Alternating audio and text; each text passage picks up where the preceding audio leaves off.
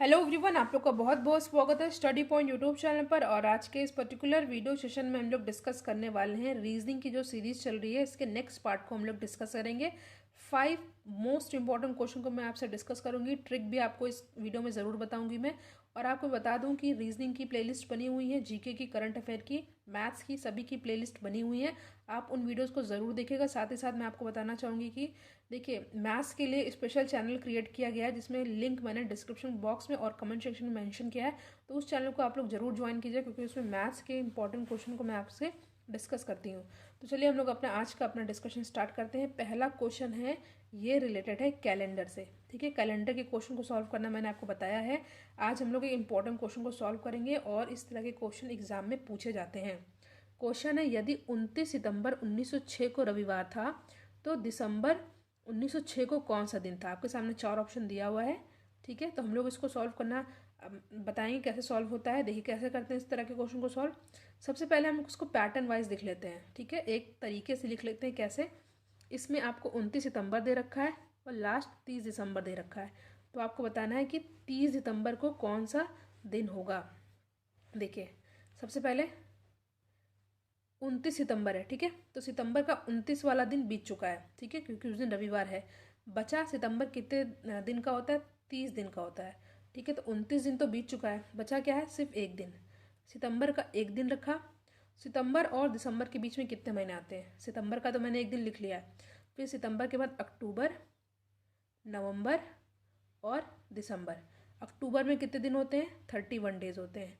नवंबर में कितने दिन होते हैं? 30 डेज होते हैं।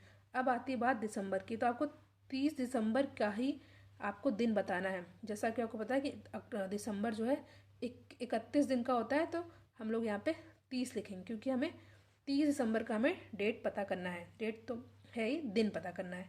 तो हम क्या करेंगे, इन सबको प्लस कर लेंगे। ठीक है, इस तरह के क्वेश्चन को ऐसे सॉल्व किया जाता है, इसकी यही ट्रिक है। ठीक है, सारे दिन को लिख लेते हैं, फिर दिनों को हम लोग करते हैं जोड़ देते हैं। 30 और 30 60, 60 31 91, 91 प्लस 1 92, कितना आया? 92, 92। अब इस 92 को हम लोग डिवाइड करते हैं किससे? 7 से, क्योंकि एक हफ्ते में 7 दिन होते हैं। तो यहाँ पे हुआ 7 एकम 7, ये यहाँ पे 2 लिख लिया। फिर 7 त्रिक 21। ठीक है, माइनस किया, बचा 1। तो जो रिमाइंडर बचता है, जो शेषफल होता है, जो कि 1 बचा है। ठीक है, शेषफल कितना था? 1। तो उसी रविवार के बाद हम लोग +1 कर देंगे, यानी कि रविवार के दिन क्या आता है? रविवार के दिन आता है सोमवार, जो कि हमारा ऑप्शन बी में साफ साफ है। तो यहाँ पे ऑप्शन बी हो जाएगा हमारा करेक्ट आंसर। यदि 29 सितंबर 1906 को रविवार था तो 30 दिसंबर 1906 को सोमवार होगा। ये है एक तरीका, मैंने आपको यहाँ पे समझाया है, इसलिए आपको थोड़ा समय लग गया। इस तरह के क्वेश्चन को हम लोग 4 से 5 सेकेंड में सॉल्व कर लेंगे। आई होप इस तरह के क्वेश्चन आपको सॉल्व करना आ गया होगा। तो हम लोग नेक्स्ट क्वेश्चन पर आते हैं। एक सेकेंड। अब हमारा क्वेश्चन है, फाइंड द मिसिंग नंबर से। दिए गए विकल्पों में से, विकल्प में अभी आपको बता दे रही हूँ क्या क्या है। दिए गए विकल्पों में से लुप्त संख्या ज्ञात करना है आपको। ठीक है, लुप्त संख्या, जैसे कि आप देख रहे हैं इस तरह का आपको ब्लॉक बना के दे रखा है, सभी नंबर दे रखे हैं। ठीक है, बट यहाँ पर एक नंबर मिसिंग है, यही मिसिंग नंबर आपको बताना है। इस तरह के क्वेश्चन को मैंने सॉल्व करना आपको बताया है, फिर से मैं आपको बताऊंगी। 4 ऑप्शन आपके सामने दे रखा है। कैसे सॉल्व करते हैं, उससे पहले आपको ध्यान देना है कि किस तरह का ब्लॉक में नंबर का पैटर्न कैसे सजा हुआ है। देख रहे हैं यहाँ पे नंबर है। देखिए, अगर लास्ट में बड़ी संख्या दे रही है, ठीक है, तो हम कैसे सॉल्व करेंगे? लेफ्ट टू राइट जा करके। ठीक है, अगर मान लीजिए यहाँ पे बड़ी संख्या दी होती इस साइड, तो हम लोग अप टू डाउन सॉल्व करते। ठीक है, बट जैसा कि आप देख रहे हैं यहाँ पे कैसा पैटर्न दे रखा है, लास्ट में बड़ी संख्या दे रखी है। ठीक है, तो हमारा पैटर्न कैसा होगा? Left to right. इस तरह पे हम इस क्वेश्चन को सॉल्व करेंगे।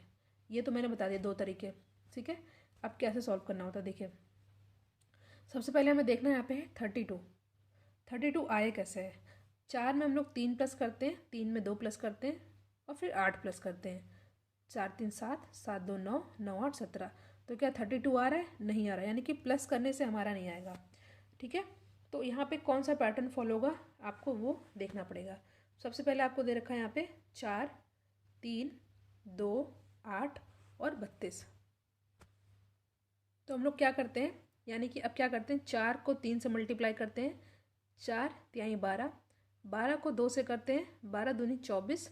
अब 24 आ गया है, 24 में हम लोग 8 प्लस करते हैं तो क्या 32 आ रहा है, जी हाँ 32 आ रहा है। अब हम लोग चेक करते हैं क्या ऐसा ही पैटर्न सेकंड में फॉलो हो रहा है कि नहीं। ठीक है, 5 तिहाई 15, ठीक है, मल्टीप्लाई किया तो 15, 15 एकम 15, ठीक है, तीनों को मल्टीप्लाई किया तो 15 आया।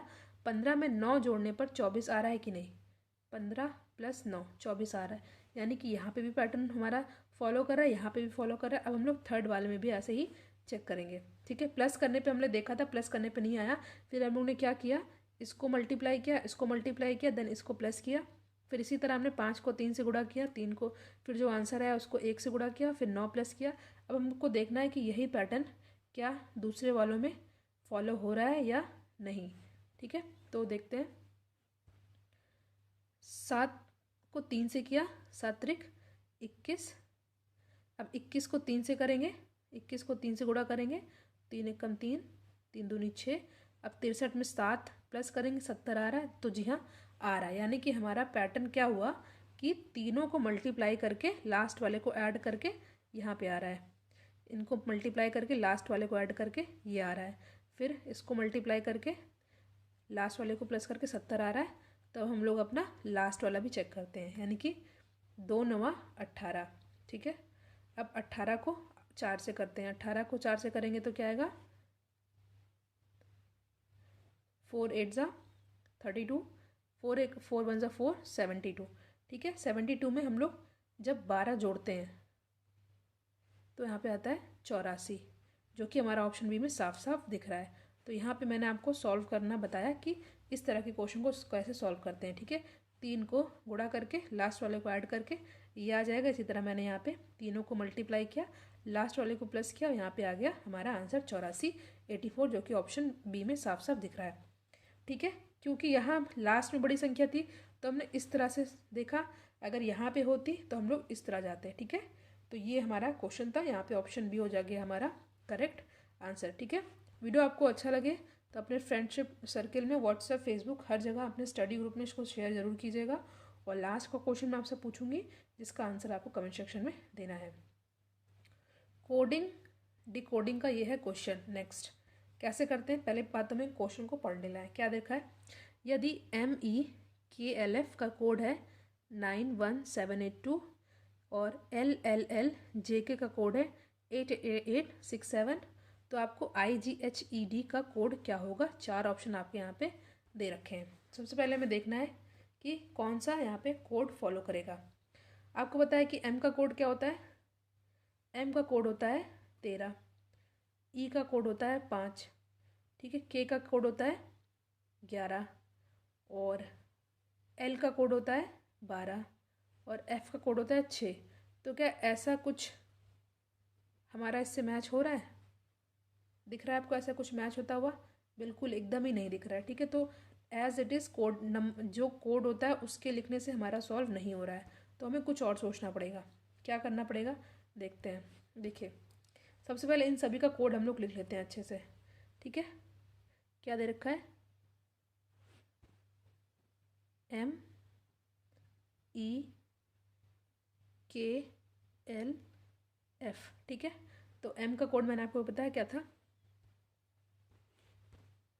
13 था, E का क्या था 5 था, K का क्या था 11 था, L का क्या था 12 था, F का क्या था 6 था। ठीक है, अब इसमें से अगर हम लोग 4 माइनस कर देते हैं, क्योंकि हमें लाना है 91782, -4 कर देते हैं, यहाँ -4 कर देते हैं, यहाँ -4 कर देते हैं, यहाँ -4 कर देते हैं और यहाँ -4 कर देते हैं। तो हमारा आंसर क्या आता है, हमारा आंसर आता है,